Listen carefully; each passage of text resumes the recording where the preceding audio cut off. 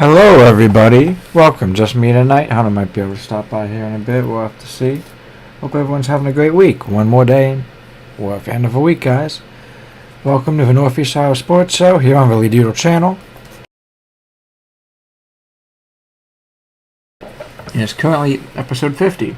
It's Thursday, April 16th. Hope everyone's once again having a great week. Had a great Thursday. One more day. And it's the weekend. Almost Friday, guys. We got this. We'll go right into it for sports. I'm actually going to move my mic a little closer to me. Help you guys out. First is a funny, not so funny topic. Rugby star doesn't recognize an NFL QB. I'm not surprised though. Wonder what country they're from. They'll have to see.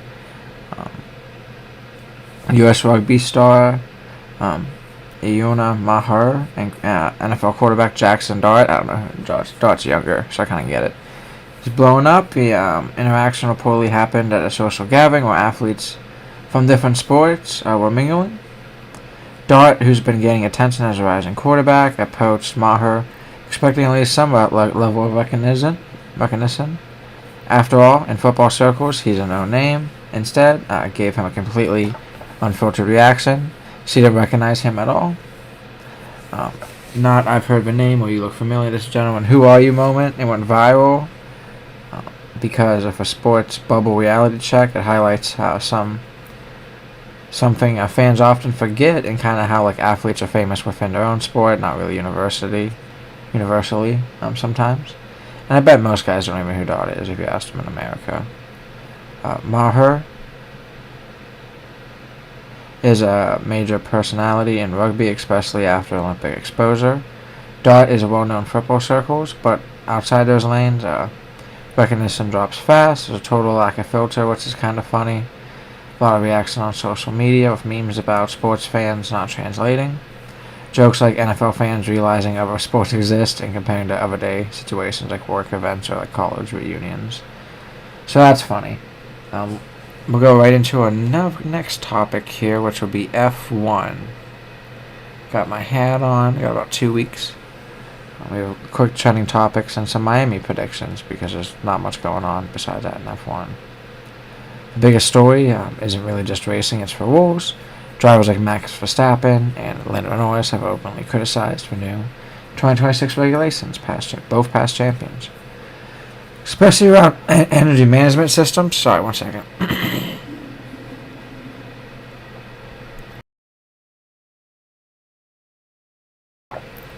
Which limit how often drivers can go full throttle. And they had meetings about it. They might change the rules a little bit. I think they already have before in Miami, and they'll change it again this year. There's even talk that a frustration could push top drivers like Max to reconsider the future if things don't improve. On top of that, the FIA just cracked down on a convention engine deployment loophole that teams like Mercedes and Red Bull were exploiting in qualifying. This change is expected to tighten the field heading into Miami, which will be interesting and good to see. Bottom line is the sport is it's basically in a technical transition phase. They're still learning the regulations and how teams are using them. And it's creating tensions across the grid. On track, the competitive picture is starting to form. Mercedes leads the constructors. Ferrari's chasing closely behind. McLaren as an emerging real threat. In the driver's standing, rising star Kimi Antonelli leads early.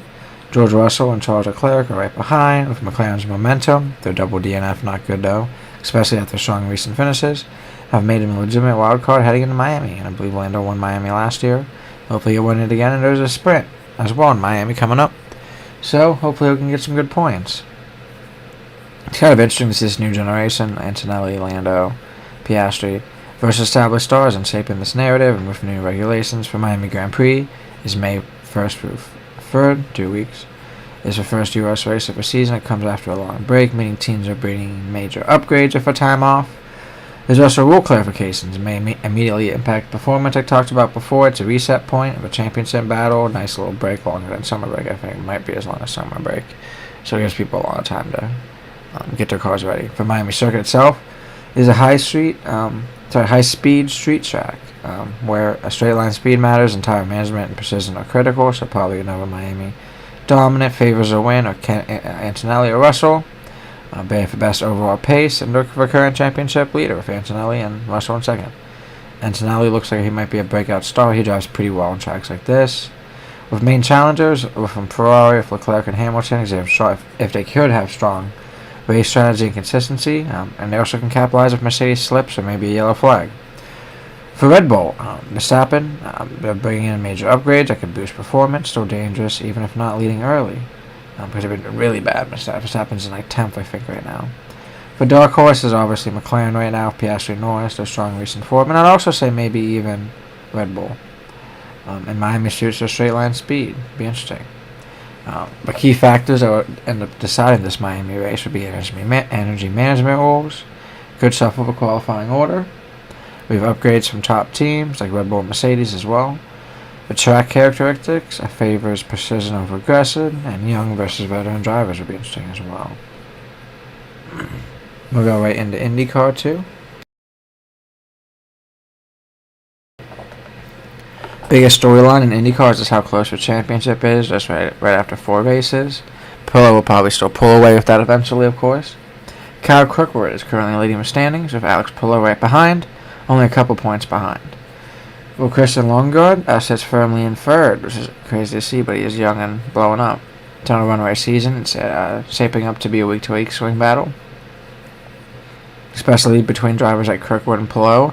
And if Andretti can get their Indy 500 tuned up and Kirkwood or get a win, that would be amazing.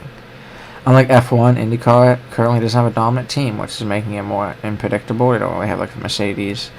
They either use Honda or Chevy engines. A major trend this season, street course performance is decided in races, with Kirkwood becoming one of the best street racers in the series. Many of his wins, and he's just been building up throughout his career, including Long Beach and other circuits, come on tight street layouts, with Andretti Global being especially strong on these tracks. Meanwhile, Pillow is dominating more on road courses. Teams like Arrow McLaren are staying competitive with consistent top finishes, which will be interesting to see at the end of the year how a title comes up. Another big difference from F1 right now. Basically, in Indy, any one of the top 10 could win. There's multiple race winners already this season. Consistent lead changes and strategy swings. Deep field veterans like Scott Dixon and rising drivers mixing it up, which we see a little bit in F1. Long Beach winners often come from outside the top 5 in points, which is crazy interesting to see. Right now, actually, IndyCar is one of the most competitive motorsport series in the world, points-wise, which is really cool to see. The next race is the Acura Grand Prix of Long Beach this weekend. It's one of the most anticipated important races of the season. It's around 5 out of 18. It's an iconic 1.97, almost 2-mile street circuit with 11 turns, 90-degree race on tight technical streets, which is cool. It's often called IndyCar's version of Monaco, where qualifying is critical and mistakes are heavily punished. Strategy and track position dominate here. Our predictions will be actually Kyle Kirkwood to win from Andretti Global. He's the defending winner. He's elite on these street circuits, and he's currently point leader. He's actually the safest bet handling right now, or heading into the race. With challengers like Alex Pillow, with him being consistent, already winning, and he also has a strong Long Beach history with multiple top 5s. Christian Lundgaard from Arrow McLaren, quietly consistent, already on podiums this season. Some dark horses out there be Marcus Ericsson, Will Power, Joseph Newgarden. Key factors are your qualifying position. Passing is extremely difficult here, and how you drive in the street courses and your skill, with precision mattering more than aggression. Some strategy, maybe cautions, or if races that could basically change the race quickly. If there's any yellow flags or red flags. And there's tight championship pressure right now, so very interesting to see. Right on to the Penguins. I saw actually today the Penguins got announced to be playing the Flyers in the playoffs, which I'm really excited for that.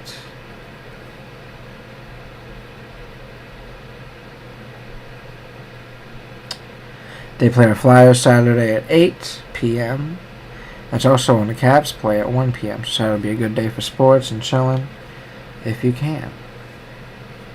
Cavs game is on, what is this on? Prime Video, cool to see, with a Pittsburgh game on ESPN. The last Pittsburgh game was against St. Louis on Tuesday, April 14th. I'm going to go backwards. They lost 7-5. Silvers was their goalie. Hayes was their MVP. Sunday against Washington, they lost 3-0. Skinner was their goalie. Skinner was their MVP. Saturday, lost against Washington as well, 6-3. They didn't care, they're already in the playoffs, I guess. Silvers was their goalie. Shea was their MVP. Thursday, they won against New Jersey, 5-2. Skinner was their goalie. Janikov was their MVP. They finished 41, 25, and 16. Really good. Really good. Against the Devils, we had strong performance. It actually clinched the playoff positioning and home ice, so that's probably why they were, chilling. I know some of these days we had people not playing, so it's interesting. There are some concerns going into the playoff for the Penguins, of course. Defense under pressure, giving up 6, 3, and 7 goals in consecutive losses is a red flag. Hopefully a little break will help them out. Inconsistent offense. Scored 5 goals in one night, then got shut out for next. So it was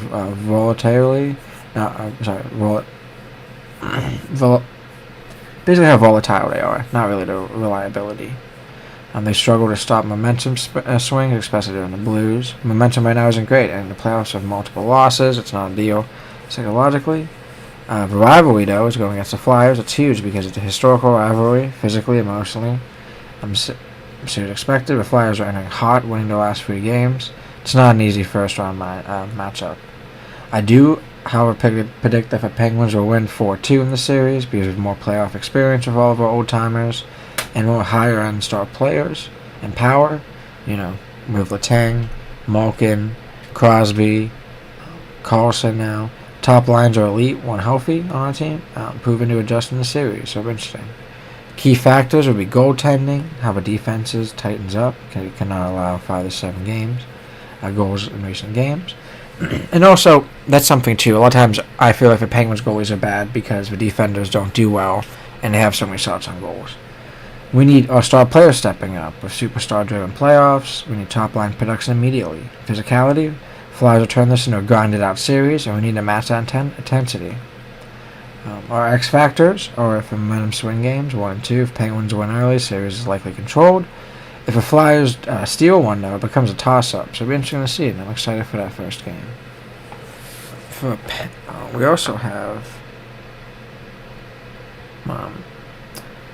the Blue Jackets, which I actually don't know who they're playing yet. So I'm going to take a swig of water and look that up real quick.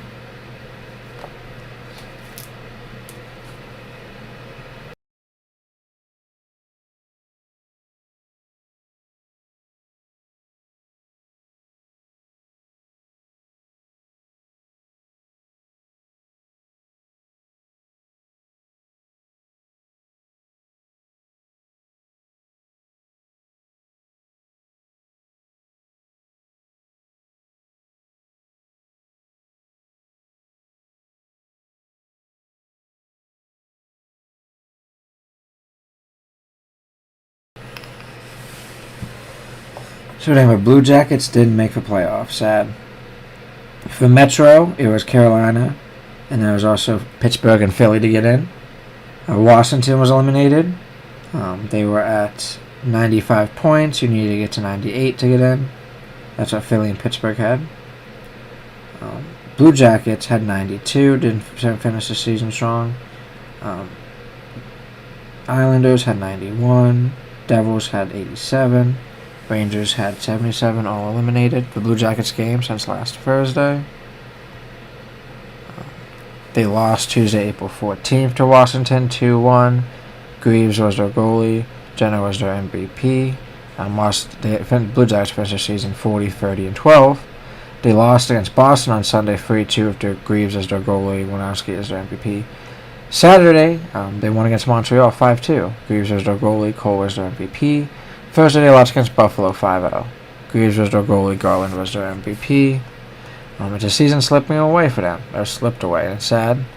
Had a short but critical stretch to close the season, and it ultimately defined their year. With a win and then 2 back-to-back losses, they're 1-2, multiple close losses, and their hopes ended late in the week for playoffs. Sad to see.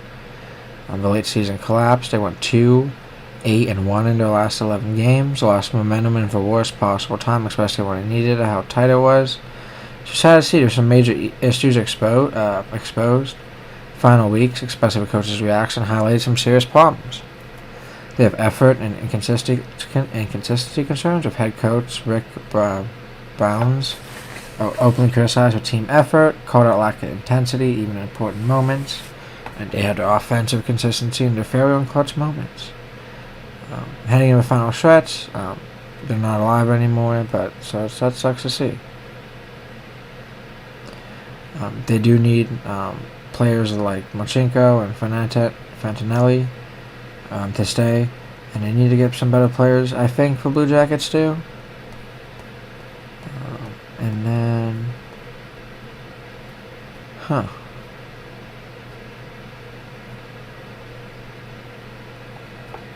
over the past week, we'll go to the Cavs here now. It's like I forgot to put in the recent games, so I have to look that up. Because the Cavs are in the playoffs now, they'll be playing Toronto Raptors Saturday at 1. As I stated before, excited for that. I think the Cavs are able to do well. And actually, as I looked it up, a quick golfing, Rory McIlroy won the Masters last weekend. Back-to-back wins, which is awesome to see, especially how he's older. Excuse me, he's kind of like, he's like Tiger aged like milk and Rory aged like wine. Where Rory's older and he still has his body. He's not like this Dustin Johnson guys that hurt himself. And something, not on purpose, but on accident. So for the Cavs, and I love Rory, so it's awesome to see the Cavs lost against the Hawks last Friday, 124 to 102. Our points, we had James Harden of 20, Mobley of 6 rebounds, and Harden of 5 assists. Then on Sunday was our last game of the year against the Wizards. We won 130 to 117, which ended our season 52-30. Good season. Tomlin had the most points with 26 points. Proctor with 11 rebounds and Proctor with 11 assists. So probably didn't have too much star power, and they're getting ready for the playoffs. Awesome to see. We had efficient offense, balanced scoring, and improved defense in late games, which is cool to see. Well, basically right now one of the East's most complete teams, in my opinion, heading into the postseason. We basically quietly built one of the most balanced profile. The strengths are elite backcourt, led by Donovan Mitchell and obviously James Harden. Interior dominance from Evan Mobley and Jared Allen. Strong team defense, which is great to see. They've also shown better ball movement compared to last season and more consistent role-playing contributions, which is awesome to see. This is a more mature, playoff-ready Cavs team than previous years. Our concerns, though, is our half-court offense under pressure could stagnate late in games, becomes heavily dependent on Mitchell creating shots. Our three-point consistency, hope it would... one second. A lot of the times that swings playoff games. I'm hoping James Harden helps that, though. And our depth. Our core has experience, but not deep postseason success together with a lot of these trades we had.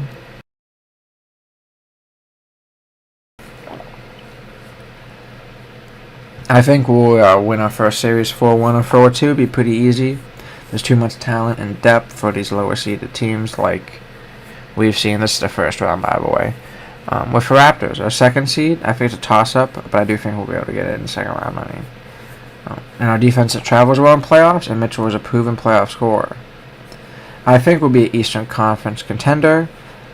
If things break right, defense holds up, role players hit shots, Mitchell plays at a superstar level, and everyone stays healthy. Hope for that.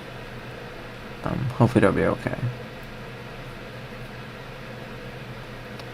For the MLB, we have the Guardians. Our current trend, we went 2-3 over the last 6 games, showing a clear pattern. We lost, they split 2 series, last series against the Braves, and the last series against the Cardinals. Not got swept though, so not too bad. What was this, April 10th against the Braves, we lost 5-11. April 11th against the Braves, we won 6-0. April 12th, we lost against them, 1-13. Oof.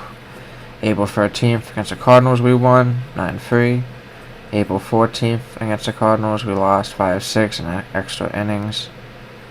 They had 19 hits, and our offense disappeared on that 12th loss. April 15th, we lost against the Cardinals 3-5. Key takeaways from the week.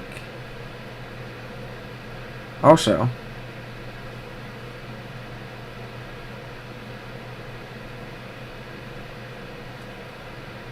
yesterday we lost against the Cardinals again 3-5. We may have had that though. Today we lost against the Baltimore. We won against the Baltimore Orioles. Thank God. We're currently 11-9. Baltimore's 9-10. We won 4-2 at home. We play the Orioles tomorrow at 6:10, Saturday at 6:10, Sunday at 1:40.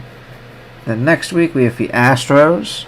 We play at home. Who currently the Astros are 8-11. We play on Monday 4:20, 6:10 Tuesday, 6:10 Wednesday. We actually play the Astros for our last game in the series at 1:10 in the evening game, afternoon game, better word. Then actually Friday, and our next series after that's against the Blue Jays. We're kind of inconsistent, like I said, 9 ones in one game, with 1 run the next. One big, lost bigger. There's no steady rhythm offensively or pitching. It's kind of volatile, allowed 0 runs, great outing with 13 runs, blowout loss. With bullpen issues, especially noticeable in late game leads not safe against the Cardinals. We had some missed opportunities when we blew a late lead. April 14th game, we lost multiple close games so far. Jose Ramirez continues to lead offensively. We have young players contributing with some power and pitching flashes. And when pitching and hitting a line, our team looks very strong, which is cool to see. It's good that we're around 500. And that's really it for me, guys. The NFL draft is coming up. I thought I did have a topic for that, but I talked a little bit about it last week, so I don't want to talk too much about the NFL draft predictions.